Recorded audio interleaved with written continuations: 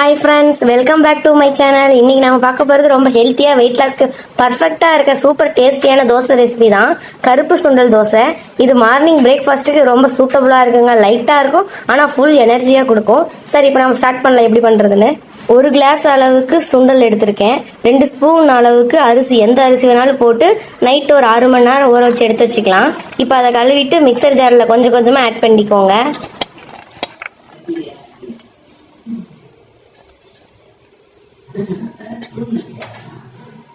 இப்போ அது கூட கொஞ்சமாக கொத்தமல்லி இலை, கொஞ்சமாக புதினா இலை, கொஞ்சமாக கருவேப்பிலை, அதுக்கப்புறம் 3 to 4 வரமிளகாய். உங்கள் காரத்துக்கோசரம் நீங்கள் எவ்வளோ வேணுமோ அவ்வளோ போட்டுக்கலாம். ஒரு 3 to 4 பீஸ் வந்துட்டு சின்ன சின்னதாக இஞ்சி தட்டி போட்டுக்கலாம். அதில் நான் வந்துட்டு குட்டி குட்டியாக போட்டிருக்கேன். நீங்கள் உங்களுக்கு எப்படி விருப்பமோ அந்த மாதிரி போட்டுக்கலாம். இதெல்லாம் ஒன்றா போட்டு கொஞ்சமாக தண்ணி ஊற்றி நம்ம ஒரு தோசை பேஸ்ட்டுக்கு வந்துட்டு அரைச்சிக்கலாம். நீங்கள் வந்துட்டு தண்ணி அதிகமாக ஊற்றுனீங்கன்னா ரொம்ப தண்ணியாக இருக்கும், தோசை வராது. ஸோ நீங்கள் கரெக்டான பதத்துக்கு தண்ணி ஊற்றி நீங்கள் தோசை பதத்துக்கு வந்துட்டு அரைச்சி எடுத்துக்கலாம்.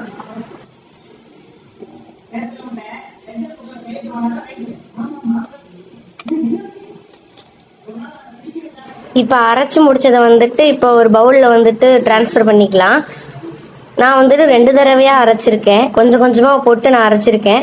2வது தடவை இந்த ஸ்பைசஸ்லாம் போட வேண்டிய அவசியம் இல்லை. ஃபர்ஸ்டே நம்ம கொத்தமல்லி புதினாலாம் போட்டுறதுனால 2வது தடவை போட்டு அரைக்க வேண்டியதில்லை. இப்போ அந்த பேட்டரு கூட கொஞ்சமாக உப்பு போட்டுக்கலாம், தேவையான அளவு உப்பு போட்டு கொஞ்சமாக தண்ணி ஊற்றுறதா இருந்தால் ஊற்றிக்கோங்க. ரொம்ப கட்டியாக இருந்துச்சுன்னா ஊற்றிக்கோங்க. இந்த பதத்துக்கு தான் இருக்கணும், ஏன்னா ரொம்ப தண்ணியாக இருந்துச்சுன்னா மாவு நல்லா தோசை வராது. இந்த மாவு வந்துட்டு நல்லா கலக்கிட்டு ஒரு 10 நிமிஷம் வந்துட்டு ரெஸ்ட் விட்டுருங்க. 10 நிமிஷம் வந்துட்டு நம்ம ரெஸ்ட் விடுறப்ப அப்போ சுண்டலோட ஃப்ளேவர் வந்துட்டு மாவில் நல்லா பிளெண்ட் ஆகிருக்கும். அதனால தான் நான் 10 நிமிஷம் ரெஸ்ட் விட சொன்னேன், மாவு நல்லா கலக்கி விட்டு.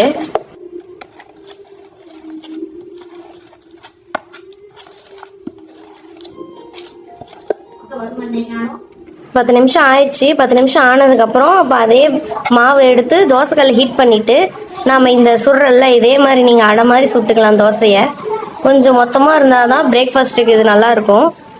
தோசை சுட்டதுக்கப்புறம் கொஞ்சமாக எண்ணெய் அப்படியே மேலே அப்படியே ஊற்றி விடுங்க. நான் யூஸ்வலி இந்த மாதிரி தோசை வீக்லி நான் 3 days சாப்பிடுவேன். Monday, Wednesday, Friday. அப்போ பாடிக்கு வந்துட்டு ரொம்ப பேலன்ஸ்டு நியூட்ரிஷனாக கிடைக்கும். டெய்லி சாப்பிட கூட பரவாயில்ல தான், ஆனால் மாட்ரேஷன் இம்பார்ட்டன்ங்க. இந்த மாதிரி தோசை நீங்கள் சாப்பிட்றதுனால வெயிட் லாஸ்க்கு ரொம்பவே யூஸ்ஃபுல்லாக இருக்கும். கருப்பு சுண்டலில் ப்ரோட்டீன் கண்டென்ட் நிறையா இருக்குது. அது பாடிக்கு வந்துட்டு எனர்ஜி கொடுக்கும், மெட்டபாலிசத்தை வந்து இம்ப்ரூவ் பண்ணும்.